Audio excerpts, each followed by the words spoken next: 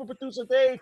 We are live, baby, and we breaking down and reacting to the Knicks playoff game numero uno, which happens to be a dub because we've won.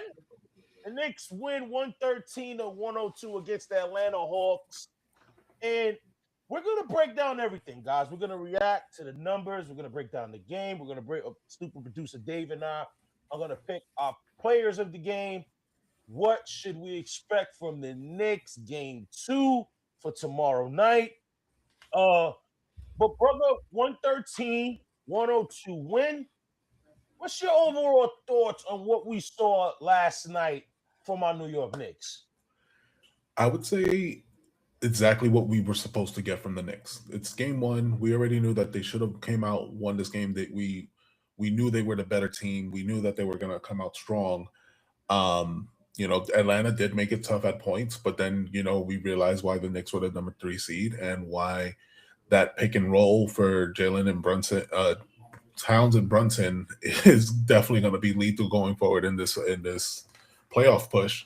But this is exactly what you want to see from the Knicks. We got what we wanted to see. Now just keep your foot on the pedal and keep it going, because brother, there's a lot of things we can go over, and we will. But man, that third quarter just showed exactly why this is the Knicks we want to see. Look, at the end of the day, yeah, no, obviously, this is one thing. This is what we talked about. This is what we talked about on our preview show with Harold, and I mentioned it, where it's like, yo, the Knicks, if you look at the history of the Knicks game ones, right? And we could go back from Brunson's first year, right? Even against Cleveland, we didn't get to such a fast start. Philly, we didn't. Remember, Deuce McBride really performed well in that game, and then in the second half we got rolling. Same thing with Detroit. Obviously, campaign. This game was very different. This game was very different because Jalen Brunson started off hot. You know what I mean? Jalen Brunson was clicking on all cylinders. He couldn't miss a shot. I think he missed what? He missed 3 shots in the whole first quarter. You know what I mean? So he was balling. Jalen Brunson was balling in that first quarter, and I think really set the tone in that game.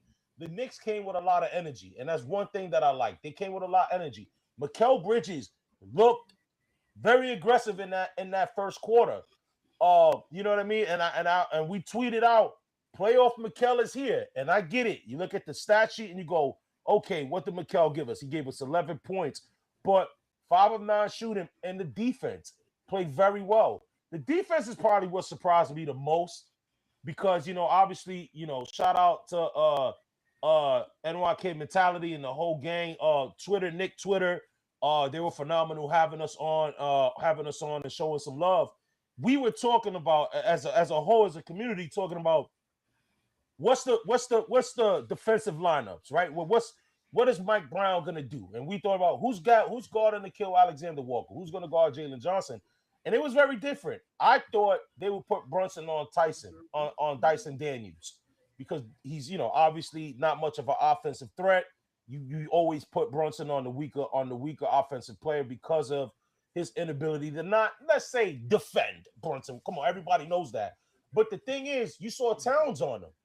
You saw Towns on Dyson Daniels, Brunson on McCollum, which I didn't expect. I didn't expect that. And then you had Josh Hart. Josh Hart was playing Jalen Johnson, and then you had Cat on Daniels, as I mentioned, and you had OG on Okongwu, who obviously I can see why we did that because when Towns was guarding Okongwu, you saw Okongwu had some success at the 3. He shot 4 of 6 from the 3, and for some reason, man, Okongwu, he's an average 3-point shooter. Against the Knicks, the guy shoots 47% from 3. He averages 22 points. He averages 22 points a game against the Knicks. Mind you, his regular season stats, he averages 15 points, and he shoots slightly over 37% from the 3 for the season. But against the Knicks, the guy turns into Dirk Nowitzki and shoots damn near 50% from 3. And that was a little bit of what we saw in game 1. He shot 4 of 6 from downtown, 6 of 9 from the field. He had 19 points. We got to do better with that. I don't want to jump the gun on how the Knicks can get better at game 2. They got to do a lot better than that. but I did like that they forced they the defense made it tough. Alexander Walker, yes, he had 17. He had a couple big shots in the fourth quarter, but for the most part, we held them down. Obviously, Jalen Johnson had a good game, 23, but and McCollum had 26. But at the end of the day, the Knicks played the overall good game. And I said it. I said it on our preview show. We're not losing the game if Karl Anthony Towns gets 25 or more points in this series because of the matchup problems that we give Atlanta, which is with our size. We're not losing a game if Karl Anthony Towns scores 25 points or more. And that's what happened. Yeah, one of the things that I was concerned about going into this game is Mitchell Robinson was supposed to be the guy that I feel like was going to have the stronger game out of our bigs in this one. Just because I felt like the guys wouldn't be able to contain him, but he didn't get an offensive rebound, and I just think that's something that's going to improve in the next game. But Karl Anthony Towns definitely did what you said. You said that if we get those 25 points or more, there's no way that we can lose that game. And I feel like it started off slow for Cat, but I feel like the ball started getting rolling, especially going into the third. Things started looking better for him there. So I think out of the team, the person I'd like to see pick up a little bit more is Mitchell Robinson. Just see the impact. But man, what a game from Josh Hart! 14 rebounds, 3 steals, really good effort there. Mikel 11 points, and we said it. Me and Harold, we were talking and we were saying that our X factor had to be Mikel. If Mikel is on it, and he's giving us at least a good solid points, we can get this game going. And we already know what he's going to bring on the defense. It's more so what's his offensive game. The one thing I'd like to see Mikel do just a little bit more is stop doing the fadeaway shots. There's too many of those. Like you have too many sometimes open opportunities. I feel like this man just wants to shoot it while he's running, and it's like you just get your shot where you're at right there. Like you don't have to make it a little bit tougher. No, for Um, sure, for sure. Guys, remember, guys, you guys can let us know in the right on the chat, man. Right on the chat. Got any questions, any comments? Let us know. We will answer, and we got some right now. Towns got to be consistent. Everyone else will follow suit. That's 100% right. Look, this team is gonna go as far as Jalen Brunson and Karl Anthony Towns. That's without a doubt. And you saw it. The first half was carried very much by Jalen Brunson. The first half was carried very much by Jalen Brunson. The second half was dominated by Karl Anthony Towns. And they don't have an answer. They just don't have an answer. Now, I thought one thing, we're highlighting a lot of good for what we saw in the Knicks, and very much so. They did perform well. They did perform well. I never felt like the game was out of control. I never felt that way watching. Yes, were there times where the Knicks will have an 8-point game or 8-point lead, and then McCollum hit a big three, Johnson hit a big three, and that yes. Did Atlanta make it spooky at the end? Knicks fans, right now, we got people on the chat. Let me know right now in the chat, who didn't get PTSD last night? Because I sure was. When they brought it to 8, or was it 8 or 11 or something like that, with like 2 minutes to go, I'm like, no, this is not Indiana again. Don't let this be Indiana again. Guys, let us know in the chat if you thought the same. Um, One thing I would say is this: the rebounds, we out rebound them 45-40. Obviously, the Knicks are heavy favorites in the rebounding department. They had although Atlanta had 8 more, they had 2 more offensive rebounds than us. The turnovers is what I want to limit. You know what I mean? Because yeah, the Knicks had 11 turnovers, 15 of them was 15 points off the turnovers. The Knicks got to clean up the basketball. Obviously, Atlanta wants to run. You know what I mean? They want to quicken the game, and one thing you do to eliminate that is the turnovers. I thought the Knicks sometimes were a little sloppy. They got to clean that up. Obviously, I was impressed with the fast break. The Knicks actually outscored them 22-13. Too much points in the paint for my liking. 42 points came out of the paint with Atlanta. I thought that was something that the Knicks needed to clean up. Obviously, in the first quarter, the Knicks had a couple blown coverages where guys were getting open backdoor, pause, and getting layups. You know what I mean? So obviously, the largest lead for Atlanta in the game was 4. The Knicks was 19. But look, as I mentioned, I just always felt like the Knicks were in control. The Knicks held the lead 91% of the time throughout the game. So look, the Knicks did what they had to do. I thought they shot the three ball well, 12 of 25. They shot 48% from the three, 48% from the field. So this was a good balanced game. And but there were some things that I think if the Knicks don't clean up, then we're gonna have a little bit of problems. And that's the turnovers. Obviously, I love what you mentioned. You mentioned Mitch, brother, and obviously it's the playoffs. They doing hack a Mitch. They doing Mhm. hack a Mitch now. And Mitch made one of the free throws, but Quinn Snyder got him out the game. I think that's an adjustment Mike Brown's gonna have to make where uh, and I think he did it. He did do it in the fourth quarter where he's got to play. If he's going to sub in Mitch in these quarters, he's going to have to play him a lot in the beginning of the quarter because Yep. then coaches are going to be a little bit more wary about playing Hacker Mitch as opposed to they start getting to like 4 or 5 minutes left in the quarter. Yeah, and once Mitch is not on that floor, then you at least have to worry about like All right, now you got to force your hand to someone who's a little bit better at the line. Um, so I definitely think that that's an adjustment that Mike Brown does have to make going forward. Put Mitchell Robinson in a better position to be more effective on the floor as far as his offense. But definitely, this is a team that definitely put up a good effort. They just need to clean things up. Atlanta shot 14 for 37 at the three, and I feel like while they shot two more shots more than us at the 3 point line, I feel like the defense is what helped led to that because um, there weren't too many open shots. I think there were a lot of contested Nah, shots yeah, the in that Knicks, game. the Knicks played good defense. I thought the Knicks defense was I'm gonna be honest, like I said, I think the only thing that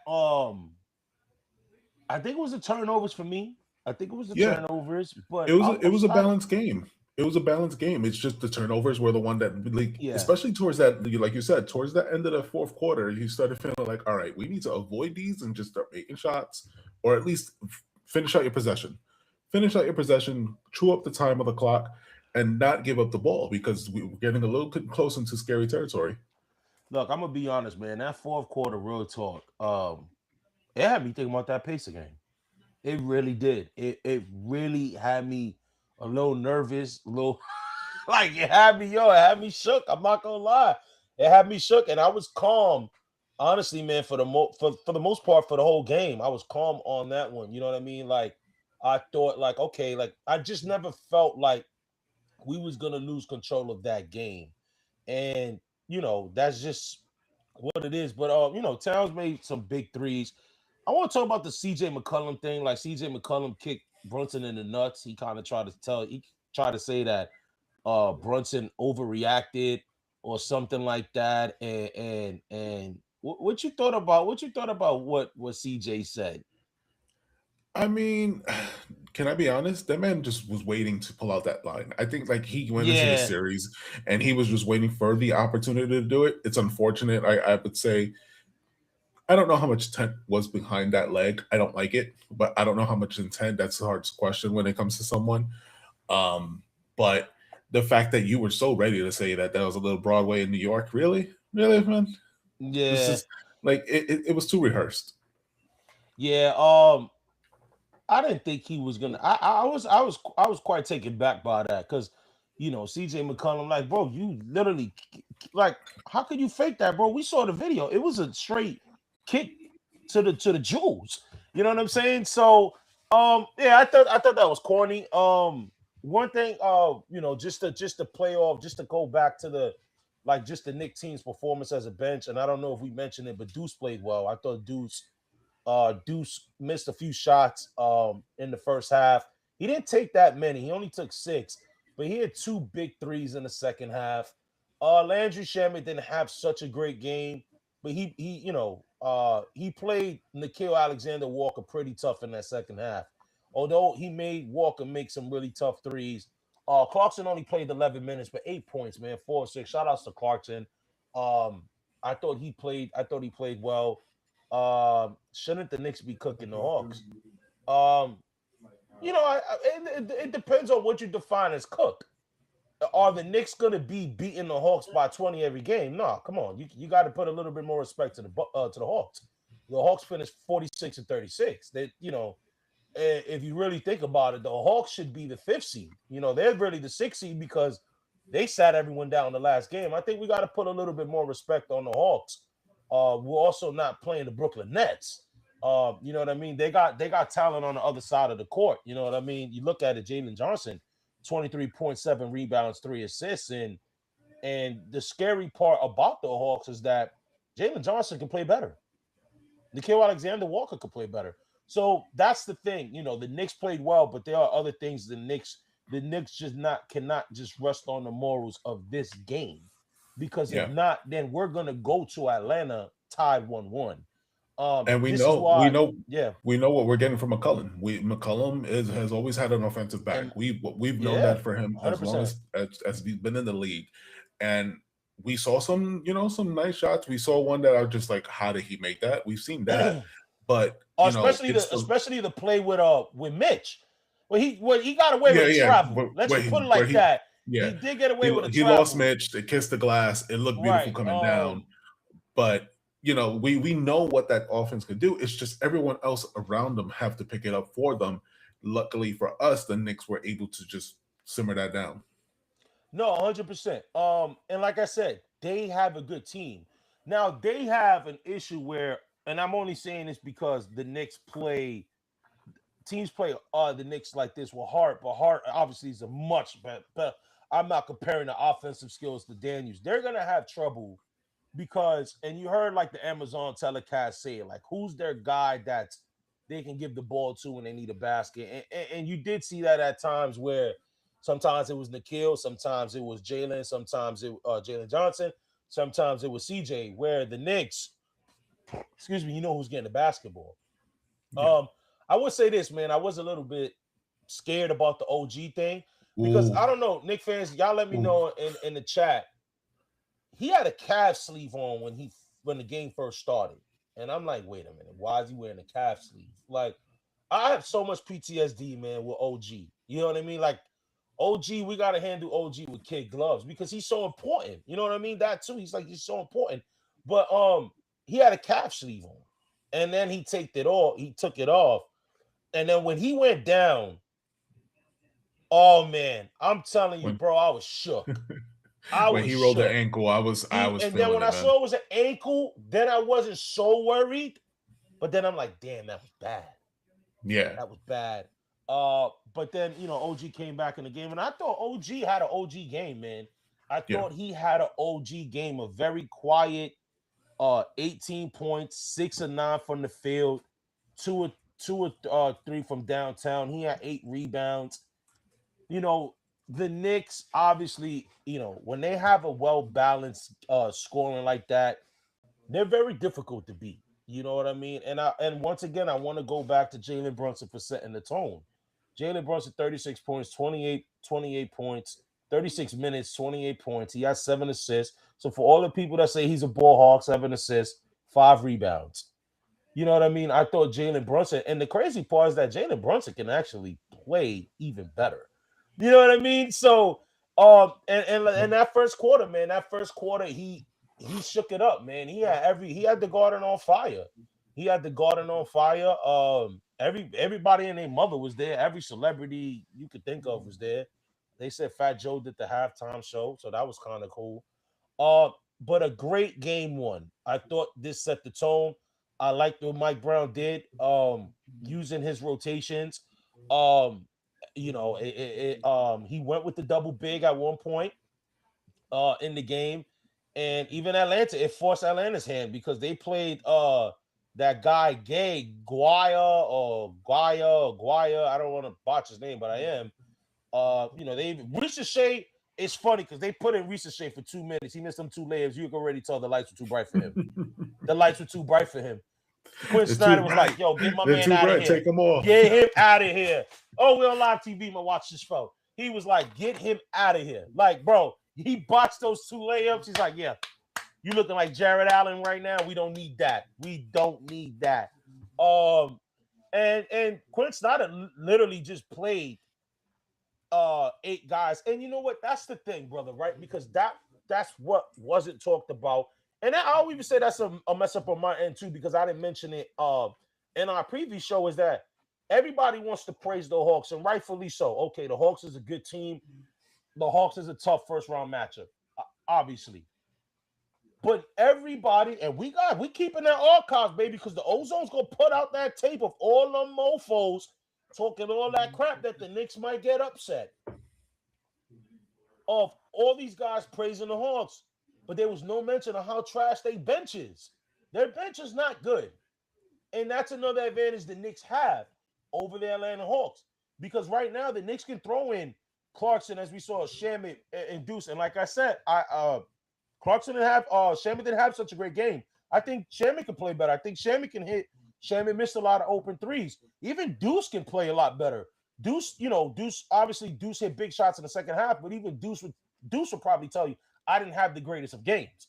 You know what I'm saying? So you look at this Atlanta bench, the whatever, the backup center played 11 minutes.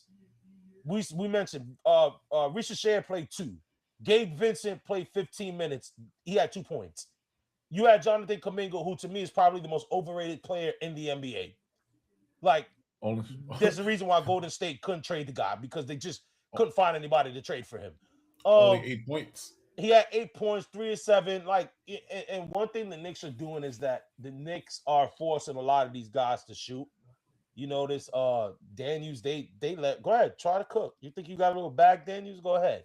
You know what I mean? So, I just think that the Knicks got to clean over the turnover matchup. But I like how they played defensively. Look, they caused 5 turnovers from CJ McCollum. And, he's predominantly with the basketball. You know what I mean? He's very ball dominant on the Hawks side. So, what Mikel, OG, the wings defensively, they played phenomenal, and you got to give the Knicks credit for that. Brother, who would you say was your player of the game? If you had player of the game trophy right now, who you giving Okay. it to? So I love what Brunson did in this game, but I have to give it to Towns. I have to give it to Mm, Towns because I feel like this team goes as far as Towns can go. We already yeah. know what Brunson brings, right? We already know what Brunson's going to give us, and we can rely on that. But it doesn't always have to be Brunson. So the fact that Towns is playing the way that he did and has been playing for the last couple of weeks, going into the end of the season and now into the playoffs, if we keep getting that, like you mentioned, that X factor, we keep getting those 25-point games. He's effective. He's in it because we've seen it. If he is not involved, if he's not, the energy's not there, that can affect his play. And the fact that it definitely showed in this game that he was there, he was involved, he looked like he was ready. It literally my player of the game has to go to Karl Anthony Towns. Um, I thought you were going to go Brunson, so I was Yep. gonna go Cat. But being that you're going Cat, I'm going JB. JB Okay. setting the tone. What do he have? He had what, 10 or 12 points in the first quarter. 5 for 5. He set the tone in that game, especially where he was. McCollum started getting a little. McCollum started hitting a couple baskets, and JB just answered every shot. It showed. It was a quick reminder so early in the game in the series that we have the better player on the court, and there's no debate about it. Although some like to make it a debate, Jalen Brunson proved very quickly that no, he is the best player on the floor without a doubt. So I would say Jalen Brunson. But I was gonna go with Cat too, but I'll go with Jalen Brunson because hey, look, 28 points, 7 assists, 5 rebounds. You can't ask for anything better. Going into game 2 right now, they're listing OG Anunoby as questionable. I think he's gonna play. I don't think he is going. I don't think he's gonna miss the game. Well, but brother, right now, I guess 32 minutes ago, they announced now the finalists for these awards. So the 2025-2026 finalists for most improved. Oh, this is gonna be tough, man. You want to go through them? Yeah, let's go through it. Yeah, so it's Nikhil Alexander Walker, and we just talked about him. Denny Avia and Jalen Duran. That's gonna be. I'm gonna be honest, man. Any of those three uh deserves those, man. I can't even lie. Like, I can't even lie. I think you can't go wrong with any of the three.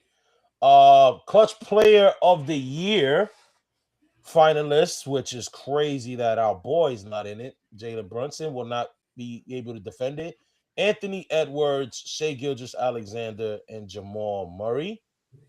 That sucks. Then you have the finalists for Defensive Player of the Year, and I think we got shunned again. How OG's not in there is insane. Chet Holmgren, Azir Thompson, Victor Wembanyama. I think that's insane that OG's not on it. We'll do six man. Six man is Tim Hardaway Jr., Jaime Jaquez, and Keldon Johnson. Um, okay. I know Jaquez, although I'm a Heat hater, Jaquez has had a good year. And then you got the coaches of the year, JB Bickerstaff, Mitch Johnson, Joe Mazzulla.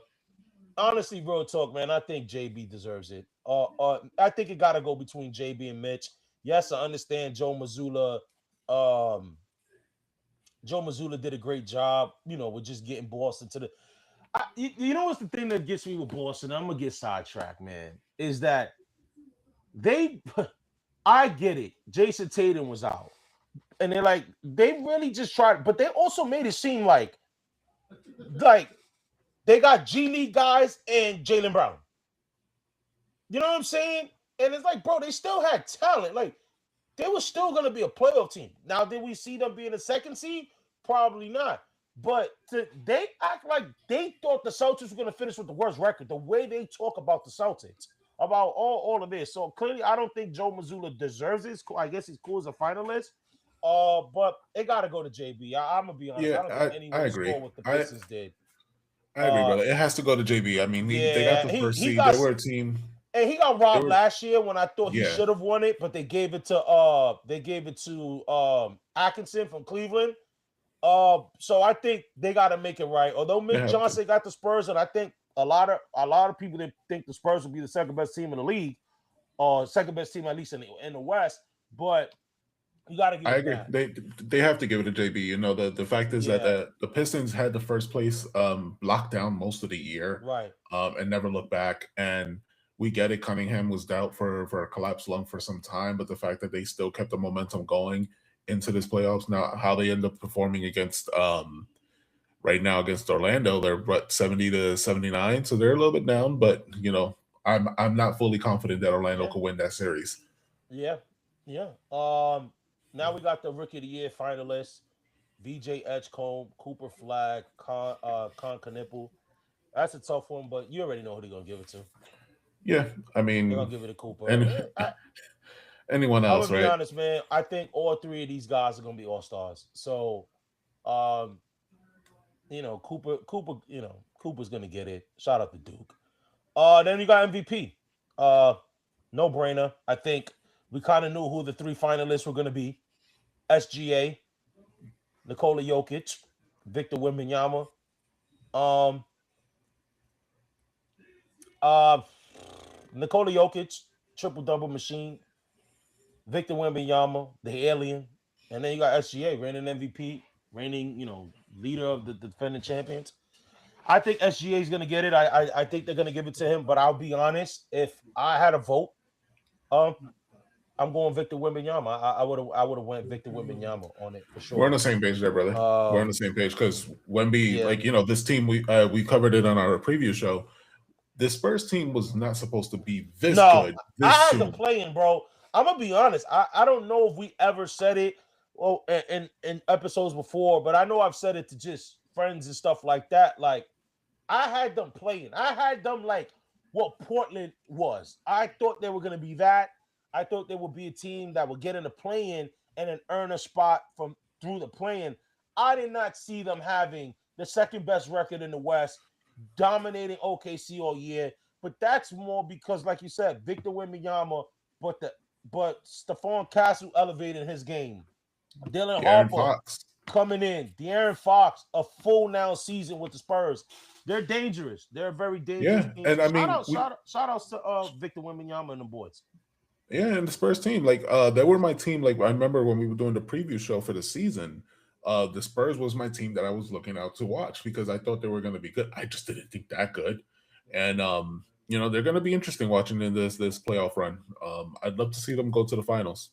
Yeah, so OG, according to New York Basketball on Twitter, OG is probable for game 2. Left ankle sprain. Knicks say he did practice today. And as I mentioned, Okongwu is questionable for game 2. Right knee inflammation. I think he plays. I don't see why he wouldn't. You know what I mean? But guys look the guys look good. The Knicks are relatively healthy at this time, so that's dope. Um, Shout out to the Knicks, man. So, brother, we got game 2. Game 2 is tomorrow night against the Atlanta Hawks in Madison Square Garden. I will say this: the Knicks need to. What the Knicks got to do is clean up the turnovers. That's one thing. They got to clean up the turnovers, and I feel like the Knicks also have to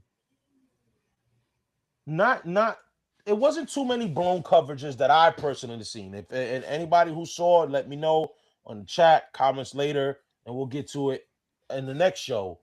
But I didn't see a lot of blown coverages in the second half defensively. I thought the Knicks communicated well, but there were times where uh guys didn't know whether we were switching or if we fighting off the screen. They got to clean that up, and we got to finish stronger. I didn't personally like the way the Knicks finished the game, only because we were up 19. I think 5-6 minutes to go, and you gave the Atlanta Hawks an opportunity to think that they can come and steal this game.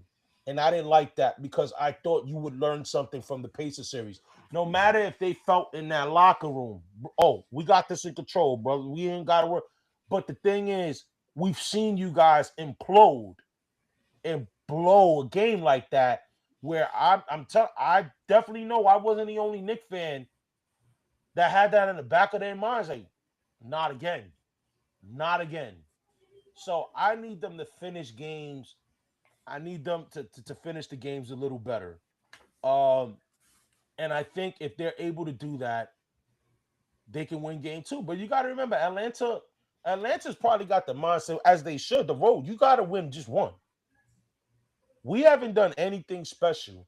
And you know what? I want to get into this, but I'm gonna let you take your thing. I'm gonna let you go, and then I'm gonna mention this after, and we can end the show with that because I think that's gonna be a crazy conversation. Um, I think they need to do those things, and I think the Knicks, if they do, run a little man, 2-man game. They ran it, but they didn't run it so much. Brunson and Cat. I don't think they No, ran it that much, especially not as now in the good as it first can half. be. Yeah, they can run it a little bit more, play off each other, and you saw how successful it was in the second half. So they do that. There's no reason why the Knicks don't go up 2-0. Yeah, I think that this game is the one that I feared. I believe in our previous show, the one that I think I was the most concerned because I feel like the Knicks might let their foot off the gas.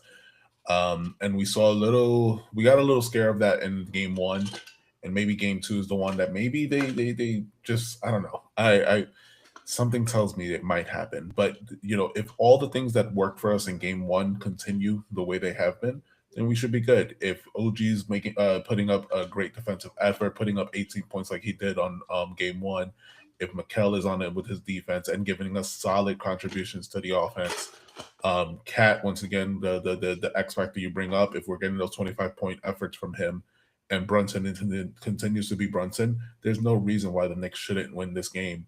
Um, Considering what we saw so far from the Hawks, obviously they're going to tune up things. They're going to change different. They're going to take. Snyder's a good coach, and I feel like he's going to come with a different game plan. But I feel like the Knicks should There's no reason why they should lose this game. Brother, you had a question or you had something that you wanted Yeah, to end yeah. I it want on. to So bring what's it? something up because it's playoff time. It's Knicks playoff time, and obviously we know a lot of things. A lot of things resurface, right? It's can Jalen Brunson lead the Knicks to a championship? It's a lot of this, but then it's also now. what I like to call the side talk New York Knicks fans. Oh, I think I And know you're that's going what's with been this. going around because obviously ESPN posted, oh, is it ESPN one of the Bleacher Report posts? Bunch of Knicks fans wilding out outside. Uh, they're doing the whole side talk NYC shtick again. And shout out to those. I've seen Jeff Johnson. I've seen a lot of them, a lot of other older Knicks fans. I even commented on myself. They're not Knicks fans. Those are kids that want to become viral. And it pisses me the hell off that those losers, because I'm calling them losers, that those losers are misrepresenting the Knicks fan base. Yes, are we happy that we have this kind of team? Yes. Yes, do we want to kick Atlanta's ass? Yes, is it always F Trey Young? I'm gonna be honest, I'm a little over it. I've been over it, but I don't blame any Knicks fan who isn't, right? Fine, cool. The chant doesn't need to be set. It was set during the game. He's not on the team. He's not on the team. Now, if you want to do it when he plays the Wizards, fine.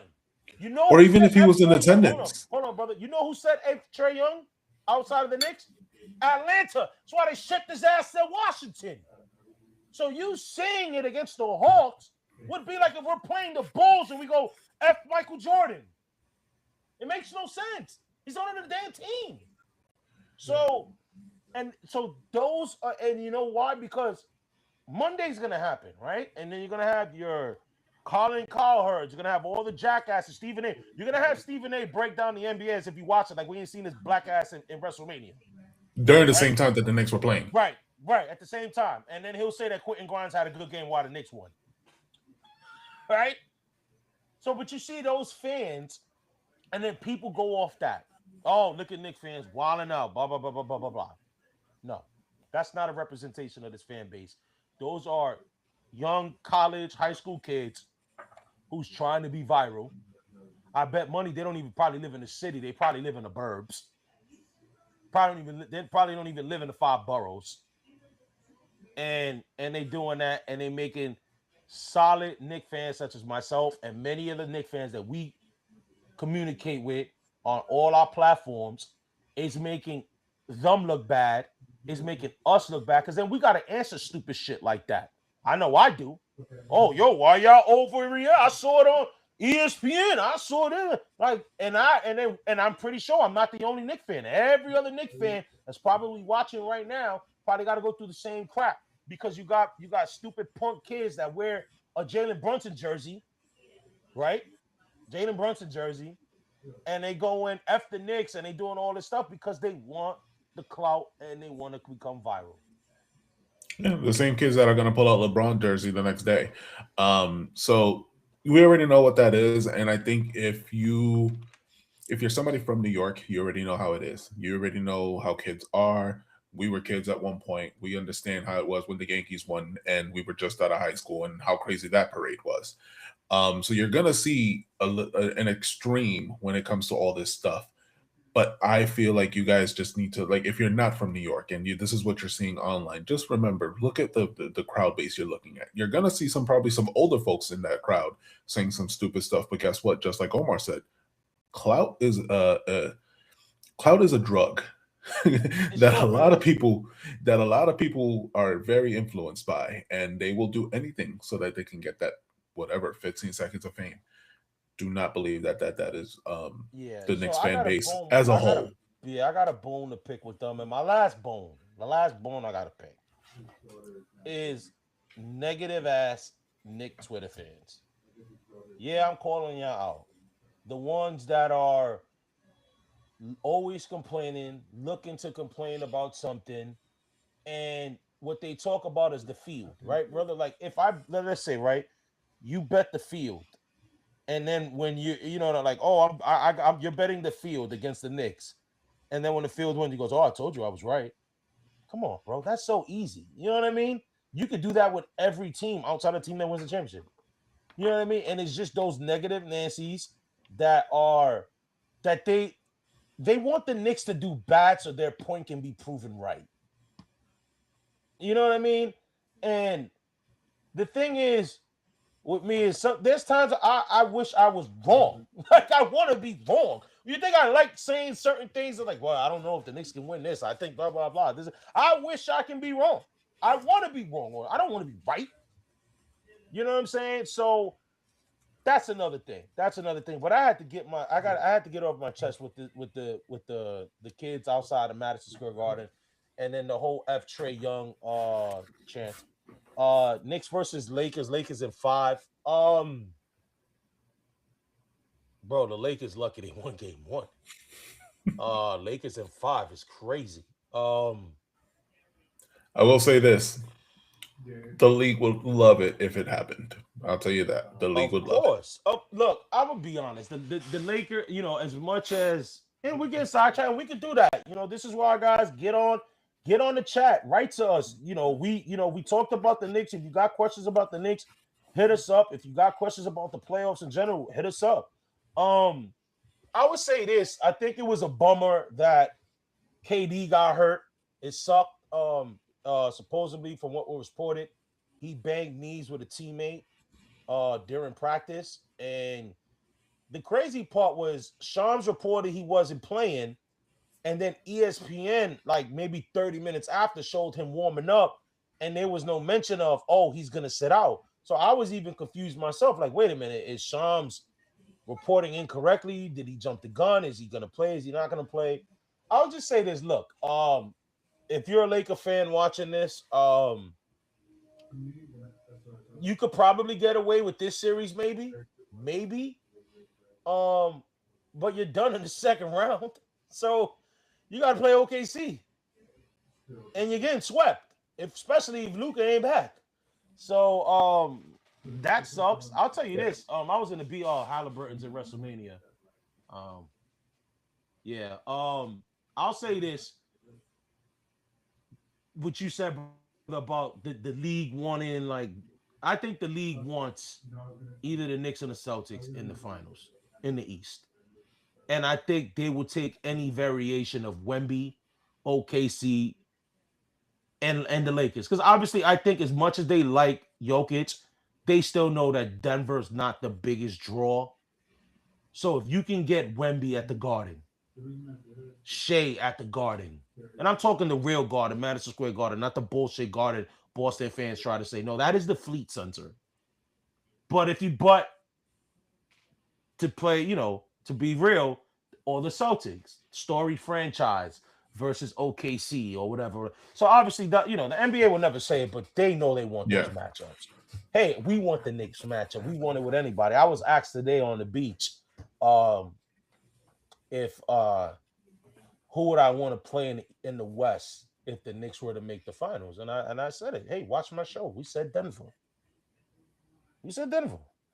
But we're jumping ahead. We're not doing that. But guys, 50 more games. let us know in the chats, comments below. What was your take on game 1 of the Knicks and Hawks?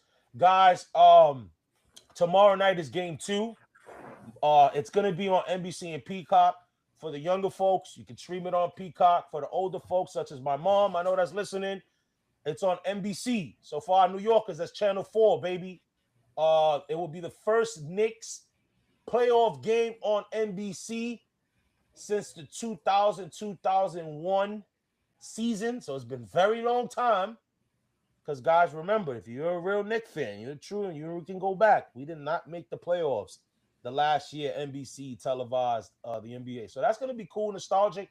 I can almost guarantee you we're getting Reggie Miller calling the game, though. That's the only thing that's going to suck. We're gonna get Reggie Miller. We're gonna get the A guys, brother. So we're gonna get Mike Tirico. We're gonna get Reggie Miller. Hopefully they paired Jamal Crawford with him, so then we can have at least we got Jamal Crawford to be like that buffer. But that's what's gonna happen. So guys, and then remember, game 3 is gonna be Thursday then. So there's gonna be a 2 days off in between game 2 and 3. So If you're probably wondering, all right, where's the Ozone's next playoff reaction show? It will be Wednesday. It's gonna be Wednesday. Is it Wednesday, brother? Yes, Wednesday. We're gonna Wednesday. record it Yep. Wednesday at 8 o'clock.